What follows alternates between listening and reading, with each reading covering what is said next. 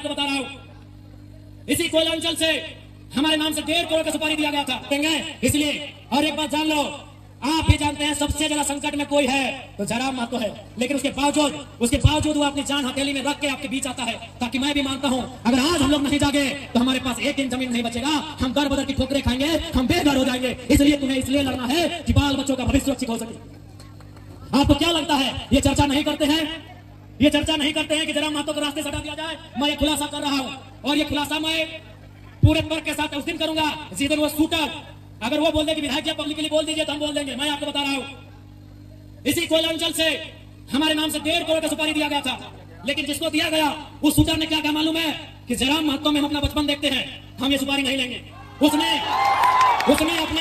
उसने अपने लोगों को मेरे पास भेजा और बोले कि जाकर उनको अलग कर दीजिए, हम लोग सुपारी रिटर्न कर रहे हैं, लेकिन कोई दूसरा ले लेगा तो फिर हम लोग गारंटी नहीं लेंगे। उनको बोलिए वो सुरक्षित है, लेकिन हम उनका नाम और सारी चीजों को क्लियर इसलिए नहीं करेंगे क्योंकि एक प्रोटोकॉल होता है। अगर वो सच बोल दे या पब्लिकली प्रेस में आके बोल दीजिए, हम उस दिन बोलने हमको डर नहीं लगेगा। 1.5 करोड़ का सुपारी से इसलिए गया था, ये सबसे बात करता है, ये कंपनी पे बात करता है, कोयला पे बात करता है, ये करप्शन पे बात करता है।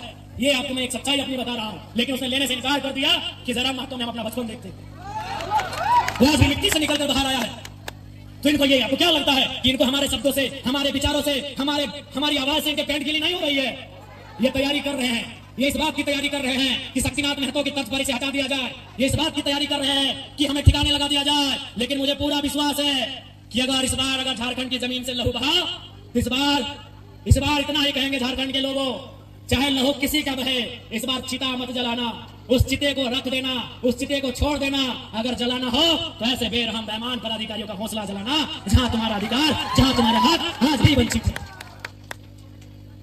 ज्यादा समय नहीं लेंगे, जयराम महतो विस्थापन की लड़ाई लड़ने तैयार है, चाहे सड़क हो या सदन हो। आपने देखा होगा, सबसे पहले मैं माननीय मुख्यमंत्री और दीपक बिरवा जी को धन्यवाद दूंगा कि आज एक बुलंद आवाज विधानसभा उठने के बाद उन्होंने विस्थापन आयोग का गठन तो किया, लेकिन उसका अध्यक्ष और समिति का विस्तार कब होगा यह मुख्यमंत्री जी को तय करना होगा, जल्द करना होगा।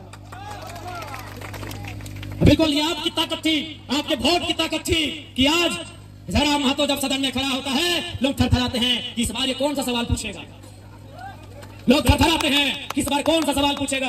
और अंत में इतना ही कहेंगे, कोयलांचल के बहनों, लड़ाई हर एक तरीके से लड़नी होगी, आपको लड़ना भी है, आपको पढ़ना भी है और जानकारी भी रखना है। विनोद बाबू लड़े क्योंकि वो वकील थे, जयपाल सिंह मुंडा लड़े वो विदेश से पढ़ के आए थे। अरे भारत की आजादी को पढ़िए ना, Gandhi barrister, Nehru barrister, Patel barrister, Netaji Subhash Chandra Bose ICSE में टॉप करने वाले। आईसीएस मतलब जिस समय होता यूपीएससी, उस समय आईसीएस था, Indian Civil Service. Netaji Subhash Chandra Bose कौन थे?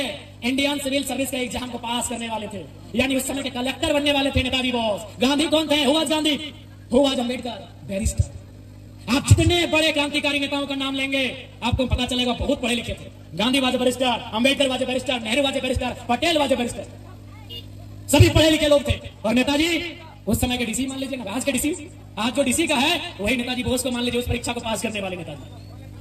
इसलिए पढ़ना भी होगा, तुम्हें जानना भी होगा, तुम्हें अध्ययन करना होगा, तभी इस लड़ाई को सार्थक कर पाएंगे। क्योंकि रात हो जाएगी, हमको भी लगता है कि बात करने से तो रात और फिर सुबह हो जाएगी, लेकिन फिर आपको घर जाना है। और मैं प्रबंधन को साफ कह दूंगा, अगली लड़ाई के लिए तैयार है, अगली बार गेटबंदी तालाबंदी के लिए तैयार है। अगर आपकी तरफ से अनहोनी हुई तो अनहोनी को तरह होने से दिया जाएगा।